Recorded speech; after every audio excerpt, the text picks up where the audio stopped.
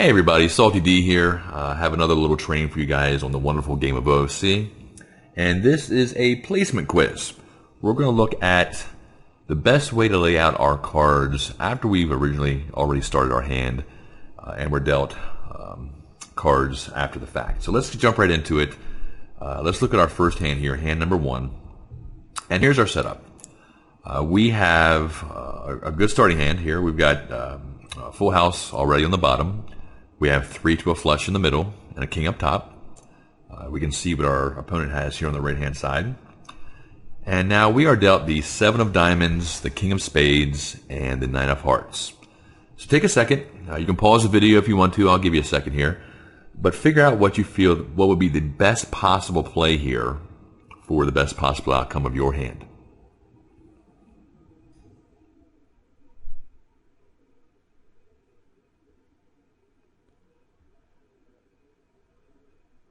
Okay, let's take a look here. And this is the beauty of OFC, is that you can play things different ways. And some are right, some are wrong. We could put, for example, the king of spades in the middle to go for our flush. We're protected by the full house on the bottom, so we can hit a flush. And either throw the 7 or the 9 up top, and then try to hit either the final king or a 7 or 9 up top. Not the best play, I don't believe. And I'll tell you the reason why. First of all, if we look at it here, if we count up our spades, we have 1, 2, 3, 4, 5, 6, 7 spades already exposed, which means there's 6 possible outs to our flush left in the deck. However, if we were to put the 9 in the middle row, which gives us our pair of 9s there, the 7 doesn't really do anything, so we don't even want to think about that. We can put the king up top, which helps us get into Fantasyland, obviously. And if we look here, we have any 4, any 8, or the last 2 9s will give us 2 pair to protect that and give us Fantasyland. And this is a good scenario to look at where, looking at your opponent's hand is very important. We can see that all of our 4s are live, all of our 8s are live, and our last 2 9s are still live. They're not showing on the board there. So looking at that, it gives us 8 outs to draw to 2 pair versus 6 outs to draw to a flush, plus the advantage of having Fantasyland up top. So the best play here would be to put the 9 in the middle and the king up top. Again, we're risking fouling. If we don't hit a 4, 8, or 9, we do foul. But again, this is one of those calculated risks that makes OFC so much fun. So let's take a look at our next hand, hand number 2. And we're going to use this layout for the next couple hands that we review. But here's what we have. We have 4 to a flush in the back, 4 to a flush in the middle, ace up top. Our opponent basically already has Fantasyland locked up. They have, 2 pair in the middle, 2 pair on the bottom, and queens up top. The only way they can lose the hand is to foul, which is very, very unlikely. They have to have a 5 and a 6 on their last pull. Very unlikely to happen, so they have a made hand. We have 2 flush draws, ace up top, and we are dealt the ace of hearts, king of clubs, and the queen of clubs. So take a look at it, think about it for a second, and see what you think the best play would be.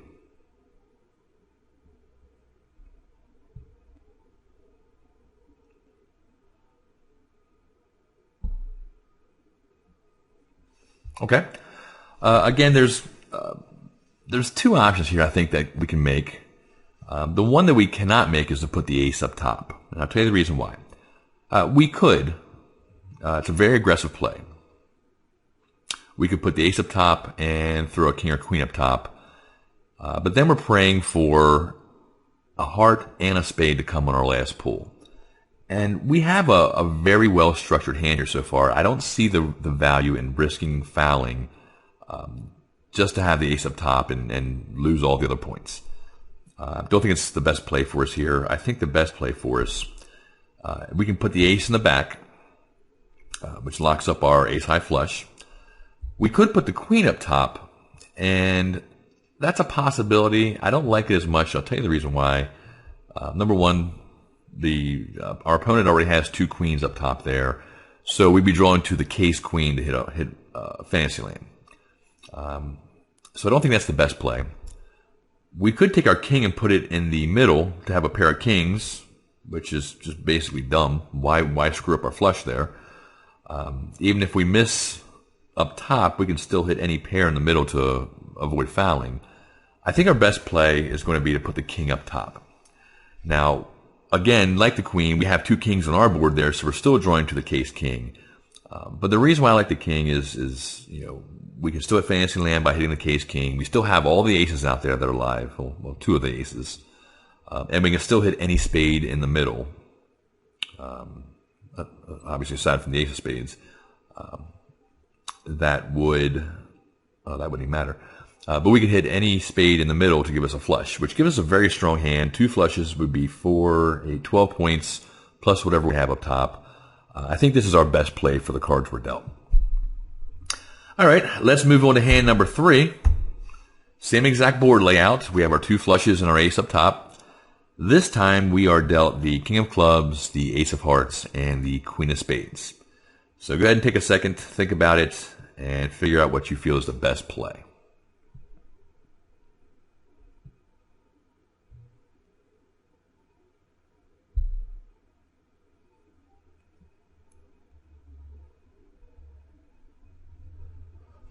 Okay, again, this is a hand where we can play it multiple ways. The very aggressive approach would be to put the ace up top and the queen in the middle. We could certainly do that. I don't think it's the best play, though, and I'm explaining to you actually the next hand exactly why.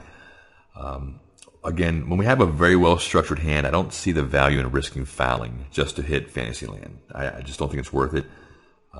I think the easy play here that we can make is to put the ace in the back, put our queen in the middle, lock up those two flushes, and we're still drawing to the ace up top for fantasy land, or any pair up top, which is a nice feature. We could hit those running sevens, for example, and still get some points that way. So based on the cards we have, same board, a different way we can play it. That's the best possible EV for us. Let's look at one more in this layout here. Again, same structure. Flush, flush, ace up top. This time we are dealt the ace of diamonds, the three of clubs, and the queen of spades. Now this one's a little bit trickier. Go ahead and take a second look at it and think about what you feel is the best play. I'm going to take a drink of water.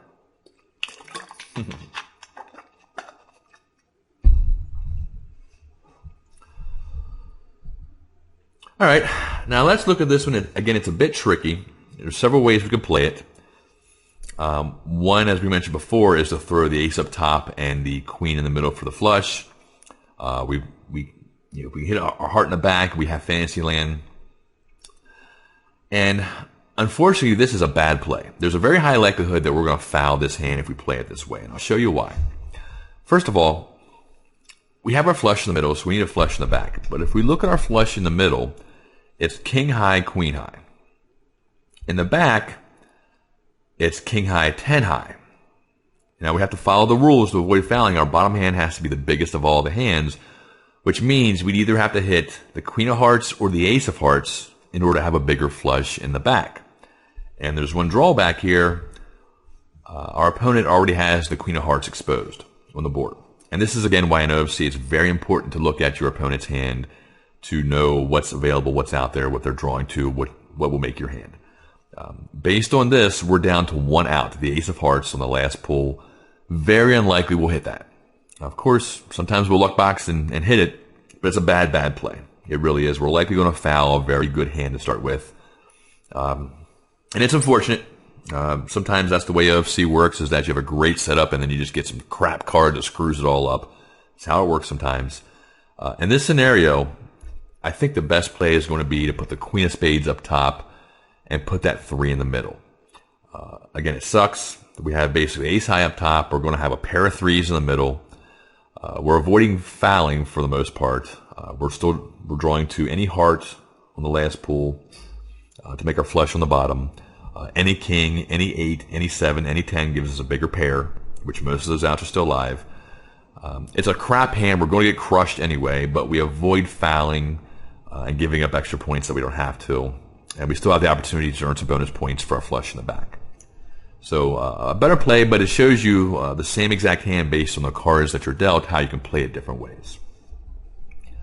Okay, let's look at our last one, hand number 5 here. This one's a little bit different. We've got a great setup. We've got aces up top. We got trip 3s in the middle and 2 pair in the back. And we are dealt the 5 of spades, the ace of hearts, and the 9 of diamonds. Our opponent has a flush. They have 2 pair in the middle and a queen up top. So go ahead and take a look there, think for a second, and figure out what you think is the best play.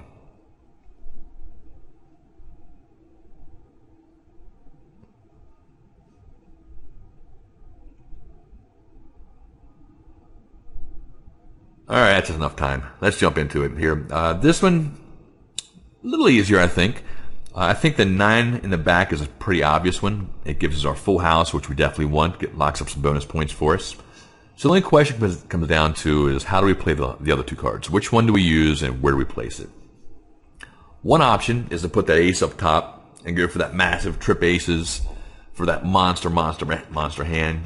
All types of bonus points there. However, that's a very, very bad move. Number one, there's no point in risking fouling when we have a very good hand here and lose all the points we've already established. Because on the last pull, our only option is to have a pair dealt to us. We obviously can't have the case 3 dealt to us. That would give us quads over full house. That's no good. We'd foul. We would need basically any pair dealt to us on the last 3 cards. Highly unlikely for that to happen. We could put the ace in the middle and go for the full house that way. Again, not the best play because we already have the 2 outs up top of aces, so we're down to 1 out to hit a full house. The best idea here is to take that 5 and put it in the middle. We protect in Fantasyland. We're definitely getting there. There's no chance for us to foul, really. Yeah, there's really no. I mean, you have to have the case ace. There's no chance of fouling, actually. But it leaves us the option of all 3 of the 5s that are left in the deck to hit our full house in the middle and throw off up top. So the 9 in the bottom and the 5 in the middle is our best play here. And that is it, guys. We're going to have some more training coming up, looking at some different live hands as we go through the whole hand itself. But thought this would be good for you guys to get a little more comfortable with the game and how it plays. Take care.